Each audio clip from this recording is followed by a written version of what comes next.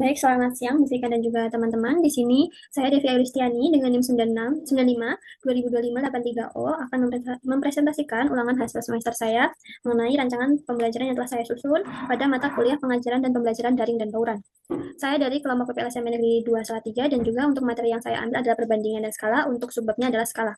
Kemudian di sini ada identitas. Saya menggunakan model pembelajaran Project Based Learning, pendekatan blended learning, dan juga LMS-nya Google Classroom. Kemudian untuk alokasi waktu ada 5 pertemuan. Berikut adalah tujuan pembelajarannya. Ada 5 pertemuan. Kemudian ini ada kasus nyata.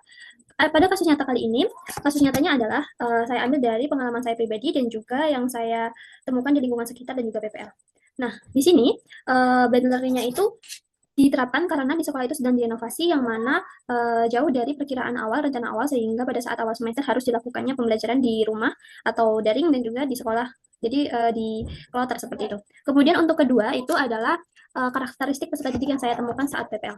Nah, saat PPL ini saya menemukan bahwa peserta didik itu aktif, senang bergerak atau melibatkan kegiatan fisik, suka berkolaborasi, dan juga dia itu suka dengan aktivitas yang ada unsur kompetitifnya. Sehingga di sini saya memberikan model pembelajaran project based learning dan juga ada bantuan juga dari turnamen. Ada 1 kali turnamen nantinya. Nah, ini ada teorinya, kemudian di sini juga berdasarkan pengalaman PPL saya tadi, sehingga peserta didik itu karena guru menggunakan cara dan juga latihan soal, mereka cenderung bosan. Nah, untuk analisis selanjutnya adalah peserta didik itu pada semester lalu mereka mendapatkan nilai matematika semester yang sebelumnya itu ada sangat bervariasi, ada yang sudah paham konsep dan juga ada yang belum paham konsep. Nah, dari variasi inilah saya menggunakan model project based learning agar apa? Agar semua siswa mampu memahami konsep dengan baik melalui project yang nantinya akan saya berikan. Kemudian Google Classroom, saya menggunakan LMS Google Classroom. Kenapa? Berdasarkan kasus ini, sekolah itu sudah diberikan akun belajar ID untuk dan juga sudah memanfaatkan Google Classroom. Namun pemanfaatannya masih terbatas pada distribusi materi dan juga lain sebagainya. Di sini ada rancangan solusi yang saya ambil. Mengapa alasan saya menggunakan PJBL? Nantinya akan ada arsitek muda projectnya. Kemudian ada penggunaan LMS juga di sini. Jadi guru itu masih kesulitan dalam memanfaatkan LMS dengan asesmennya. Jadi di sini akan saya gunakan asesmen seperti asesmen diagnostik, formatif, proyek, penilaian teman sebaya, refleksi diri, dan asesmen sumatif. Sehingga pembelajaran lebih efektif. Nah, ini ada langkah-langkah pembelajarannya yang mana ada 5 pertemuan tadi dijelaskan. Di sini ada profil lulusan dulu. Nah, saya menggunakan flip classroom, flip classroom dengan PJBL dan juga ada kegiatan turnamen juga sekali dan juga menggunakan LMS Google Classroom dan juga asesmen yang telah saya lampirkan juga. Nah, di sini kita langsung saja ke pertemuannya. Ada 1 pertemuan dan juga 5 pertemuan pembelajaran. Yang pertemuan ini adalah saat guru memberikan asesmen diagnostik kognitif melalui Google Classroom juga. Nah, untuk pertemuan pertama ini ada kegiatan seperti penguatan materi, diskusi, kuis formatif untuk melihat seberapa paham siswa itu pada pertemuan kali ini, yang mana nanti akan dijadikan bahan refleksi untuk pertemuan selanjutnya apakah masih perlu ada penjelasan materi lagi atau tidak. Kemudian ini ada penugasan pengukuran rumah masing-masing. Nah, pada pertemuan kali ini itu adalah mempelajari tentang perbandingan yang mana ada perbandingan standar dan berbalik nilai. Nah, mengapa ini tetap saya masukkan padahal saya mau mengambil subbab skala? Karena untuk mempelajari subbab skala itu harus belajar terlebih dahulu materi perbandingan. Nah, ini sebagai pengantarnya. Ini juga kami membuat rancangannya seperti ini. Saya membuat rancangannya seperti ini. Pada pertemuan pertama ini juga sudah menjelaskan proyek arsitek muda itu tadi, dan juga ada penugasan untuk pengukurannya, menjelaskan teknik pengukuran yang benar sebagai persiapan proyek. Ini untuk pertemuan pertama, dan ini ada bahan belajar dan juga evaluasinya. Ini ada pertemuan kedua yang dilakukan secara asinkronus dan juga sinkronus daring. Untuk kegiatan asinkronusnya ini adalah kegiatan yang mana guru itu memantau yang tadi pengukuran. Jadi kalau siswa ada yang perlu dipertanyakan, didiskusikan di Google Classroom. Kemudian untuk linknya sendiri ini ada pembagian materi yang skala tadi kan perbandingan. Nah, ini untuk subbab skalanya itu ada materi dan juga video pembelajaran, yang video pembelajarannya saya taruh di bagian akhir. Nah, seperti yang kita jelaskan tadi bahwa di kegiatan kali ini itu ada penguatan materi skala, kemudian ada diskusi hasil pengukuran yang sebelumnya telah diberikan tugasnya, pembagian kelompok dan juga penjelasan proyek. Jadi untuk penjelasan proyek dilakukan pada pertemuan kedua ini dengan sinkronus daring. Ini adalah pembelajaran intinya. Berikut guru memberikan latihan soal juga setelah melakukan diskusi mengenai skala dan juga memberikan pertanyaan pemantik kepada siswa, kemudian mendemonstrasikan juga dengan GeoGebra mengenai hubungan ukuran sebenarnya dan juga ukuran pada peta yang berskala. Kemudian guru juga memberikan contoh pengukuran yang benar. Kemudian memberikan kelompok yang heterogen, yang setiap siswa itu memiliki 6 kelompok, yang mana kelompok itu nanti kan memiliki ukuran sendiri-sendiri dengan rumah masing-masing. Nah, itu nanti setiap kelompok akan mengambil satu saja, satu ukuran rumah yang menurut mereka ingin dijadikan proyek rumah impian atau arsitek muda ini. Nah, ini guru juga memberikan pertanyaan besarnya, kemudian menjelaskan proyek. Ini untuk pertemuan kedua. Untuk pertemuan ketiga ini full asinkronus, yang mana siswa itu melakukan proyeknya. Asinkronus, menyelesaikan proyeknya. Guru melakukan pengecekan jurnal dan juga pertanyaan-pertanyaan jika siswa itu mengalami kesulitan saat pengerjaan proyek melalui Google Classroom. Di sini kegiatannya ini pada pertemuan 4. Untuk pertemuan 4 ini dilakukan secara luring, yang mana ini nanti ada kegiatan gallery work dan juga turnamen akademik. Gallery work dilakukan dengan three stay, yang mana 3 siswa dari 6 anggota kelompok, 3 siswa stay sebagai host, kemudian 3 lainnya mengunjungi teman yang lain. Begitu juga selanjutnya, jadi ada 2 kloter atau 2 sesi. Seperti itu, kemudian mereka juga mengisi peer assessment untuk menilai kelompok-kelompok lain yang mereka bisa yang telah diunggah guru di Google Classroom. Kemudian mereka juga guru membimbing diskusi, memberikan klarifikasi dan juga menyelenggarakan turnamen. Yang mana turnamen ini ada 10 soal menggunakan lompat-lompat perbandingan. Jadi nanti ada katak, mereka bisa memilih ada 3 seperti itu. Nah, itu nanti bergantian secara satu kelompok. Hal ini dilakukan kenapa? Karena di akhir pembelajaran, karena hari selanjutnya, pertemuan selanjutnya itu ada sumatif, sehingga ini ada gallery work juga.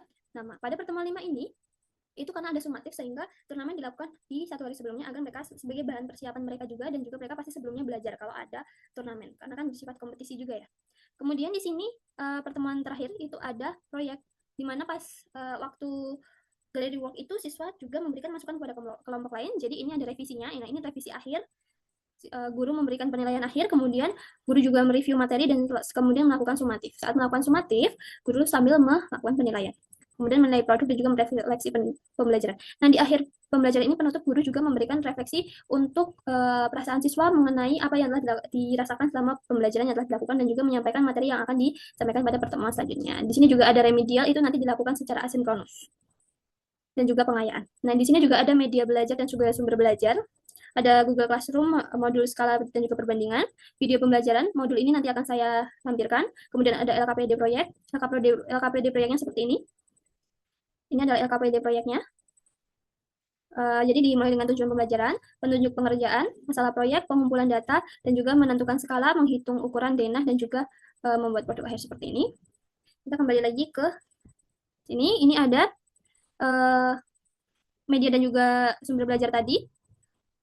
Ada alat-alat yang digunakan juga untuk proyeknya. Nah, ini ada penilaian. Untuk penilaian sendiri ini ada 3 perbedaan. Ya, ada asesmen diagnostik dengan kognitifnya uraian di awal tadi. Kemudian ada data BK juga, ini untuk non kognitif. Nah, ini ada uraian kuis. Kuis uraian ini adalah di pertemuan pertama tadi untuk menentukan apakah di pertemuan kedua itu perlu adanya penjelasan materi lagi atau tidak. Kemudian ada LKPD proyek, monitoring proyek dan juga jurnal, peer assessment, turnamen akademik, penilaian teman selayat, tugas individu, pengayaan refleksi. Dan juga untuk sumatifnya kami mengambil tes sumatif remedial untuk menambah nilai siswa yang kurang sebelumnya pada saat tes sumatif, kemudian penilaian produknya. Ini juga kami sampaikan juga untuk lebih jelasnya mengenai apa saja yang saya nilai di sini. Ada tes formatif, LKPD proyek, jurnal kelompok, peer assessment, dan tujuannya apa sudah ditampilkan di sini, dan juga bentuk soalnya itu apa, uraian, checklist angket, dan lain sebagainya. Ini seperti ini. Kemudian selanjutnya ada refleksi individu. Untuk instrumennya nanti akan saya lampirkan di akhir. Ini ada refleksi individu yang mana ada peristiwa. Untuk 4F sendiri, peristiwa ini adalah peristiwa yang saya temukan bahwa peserta didik itu memiliki karakteristik yang aktif dan juga suka kompetisi. Nah, karena mereka menyukai kegiatan yang berbau dengan menggunakan kegiatan fisik, maka saya memberikan arsitek muda karena proyek arsitek muda, karena mereka juga perlu pemahaman konsep berdasarkan hasil asesmen matematika mereka. Asesmen semester lalu. Ini adalah arsitek mudanya. Jadi untuk menyusun denah, kemudian ada gallery work ini untuk mengembangkan komunikasi mereka juga. Saya menemukan fakta-fakta ini dengan three stay. Kemudian untuk feeling, perasaan saya sangat senang karena apa? Dan juga saya excited karena saya juga bersemangat karena apa? Karena ini adalah pengalaman belajar bagi peserta didik saya untuk melakukan proyek arsitek muda ini dengan kasus yang sangat mudah ditemui di kehidupan sehari-hari mereka, sehingga mereka itu tahu dan juga punya tujuan agar mendorong mereka juga dengan belajar materi ini bisa mendorong mereka untuk menjadi arsitek. Jadi mereka punya pandangan ke depannya materi ini untuk apa, dan mereka juga bisa termotivasi untuk menjadi arsitek seperti itu.